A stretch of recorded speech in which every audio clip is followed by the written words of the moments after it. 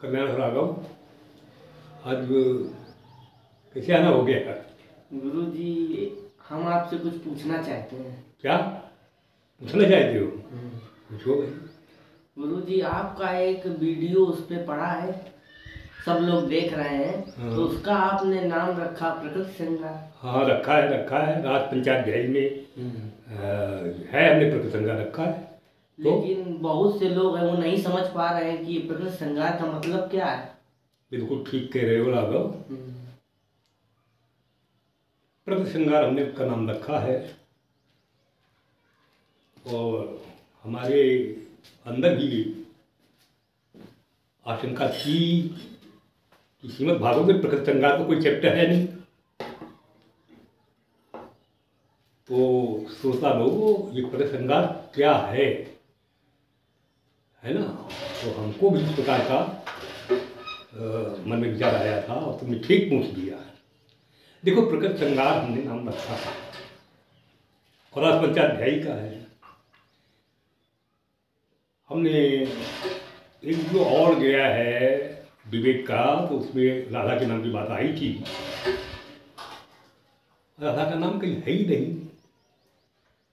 तो जब व्यास जी ने कहीं राधा का नाम नहीं लिया है तो हमें नहीं का क्या अधिकार है।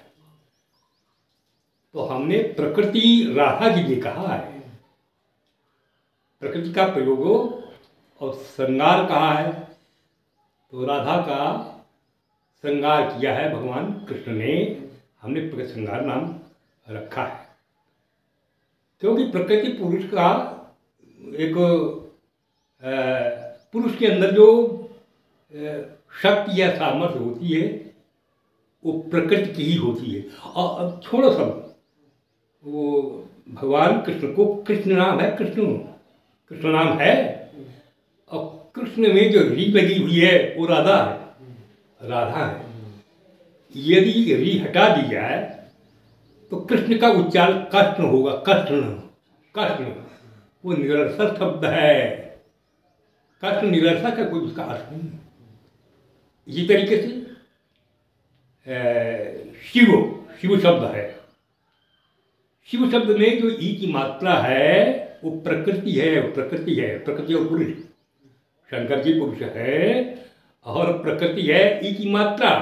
यदि ई की मात्रा शिव में हटा दी जाए तो शिव का शव हो जाएगा। अब जानते हैं शव का क्या अर्थ होता है ना। तो और इसको इस तरीके से थोड़ा रामायण में जा रहे हैं।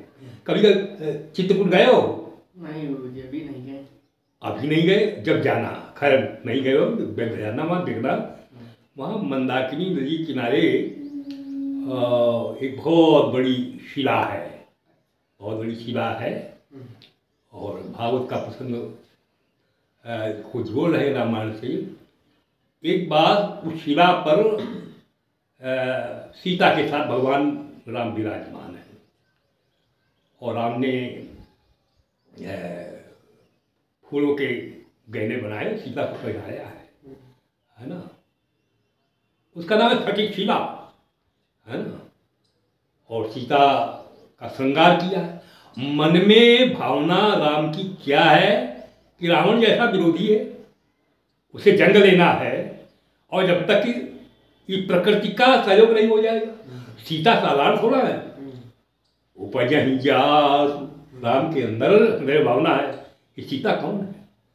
उपजहि जास अंश की खानी, अगणित उमा रमा ब्रह्माणी, सोई अवतरिय मोरिया माया। सीता वो स्वरूप है। वे राम ने गहनों को बना करके सीता का श्रृंगार किया। अरे देखो, अन्यथा नले जब राम ने हाथ के आभूषण पूर्ण बनाए होंगे तो पैर के भी तो बनाए होंगे, सीता के पैरों में तो बांधे होंगे। यानी इस प्रकार की। तो हमने प्रकृति शब्द का प्रयोग जब व्यास जी ने राधा का नाम नहीं लिया, तो हमने भी नहीं लिया, हमने राधा का नाम प्रकृति श्रृंगार रखा है। और यहाँ पर प्रकृति राधा जी का पूजन करके, है ना, फूलों से राधा जी को सजाया, है ना। राधा का नाम ना बिल्कुल स्पष्ट कह रहे हैं, न राधा के पर्यायवाची शब्द हैं भागवत में, और न राधा का नाम। राधा का लक्ष्मी के पर्यायवाची शब्दों से राधा को इंगित किया है व्यास ने, है ना। कहीं रमा नाम दिया है, कहीं सी नाम दिया है, कहीं इंदिरा नाम दिया है, और भी नाम दिए हैं। धन्या, और फिर वही जा रहे, धन्या अहो अमी आल्यो, धन्या अहो अमी आल्यो। गोपियां बात करती हैं आपस में ढूंढने में, कृष्ण ढूंढ रहे हैं। धन्या अहो अमी आल्यो, अमी शब्द लिखा है। ऐसा कियो, ये गोपी धन्य है जिसने गोविंदांग अब्जरे रवा, गोविंदांग अब्जरे रवा, जिसने भगवान कृष्ण के चरणों की रेणु धूल पा ली। कौन सी धूल? यान ब्रह्मेशो, यान ब्रह्मेशो रमा देवी दधर मूर्धन अनुपत्ते, जिसको, है ना, धारण करती हैं रमा देवी। अब यहाँ जहाँ देवी शब्द है वो लक्ष्मी के लिए है, और रमा के भी शब्द है वो राधा के लिए है। रमाननाभाम, और पीछे जाओ श्लोकों में, रमाननाभाम वहाँ राधा के लिए, और देवी लगा दिया या लक्ष्मी के लिए। कौन सी धूल?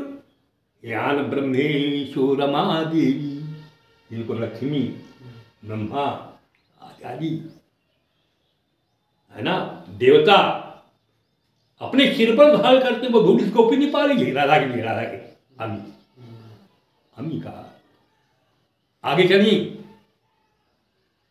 तो गोपियों को वो राधा के पैर को गिर कर, हाँ यही वही पैर है। और फिर आगे चली, पैर छिप गए, पैर छिप गए, अब पैर नहीं दिखाते। तो गोपियाँ कहती न लक्षन्ते पदान्यत्र, अब पैर नहीं दिखाई पड़ रहा। न लक्षन्ते पदान्यत्र खिज्यन्ते, अब यहाँ से पर पैर नहीं दिखाई रहे, है ना। और इसलिए नहीं दिखाई दे रहे हैं कि कांटे वाटे हैं।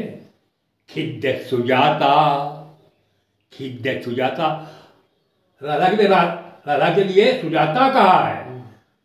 खिद्य सुजाता यानी राधा के तमोन का चूड़ा, तो उन्हीं ने यहाँ पर कृष्ण ने राधा को कंधे पर बैठा, उन्हीं ने कंधे पर बैठा लिया, इसलिए नहीं खेली। मैंने प्रेसीम प्रिया, दूसरा वही शब्द, प्रेसीम प्रिया, प्रिया कृष्ण, प्रिया कौन? कृष्ण के लिए, और प्रेसीम प्रेमिका को, राधा के लिए प्रेसीम, सुजाता और प्रेसीम दो शब्द का वर्णन। आगे जब बैठा लिया, कृष्ण के बोझ अधिक हो जाने के कारण तो कृष्ण के पैर गड़े गड़े चल रहे थे। अब गोपी फिर बोली, ईमान अधिक मग्नानी, ये पैर, ये कृष्ण के अधिक मग्नानी, बहुत गहरे हैं। हाँ, तो वो कहा इसलिए गहरे हैं, है ना, उस कांता को, यहाँ कांता शब्द आगे आया है, कांता को बैठा लिया कंधे पर, तो बोझ दुगुना हो गया है, तो कृष्ण के पैरों की गहराई हो गई, है ना। तो इस प्रकार अनेक संकेतों के द्वारा, हाँ, जहाँ वो लता मंडप में ले गए, श्रृंगार किया, है ना, तो वहाँ भी श्रृंगार करने में नए संकेत हुआ। आगे चले,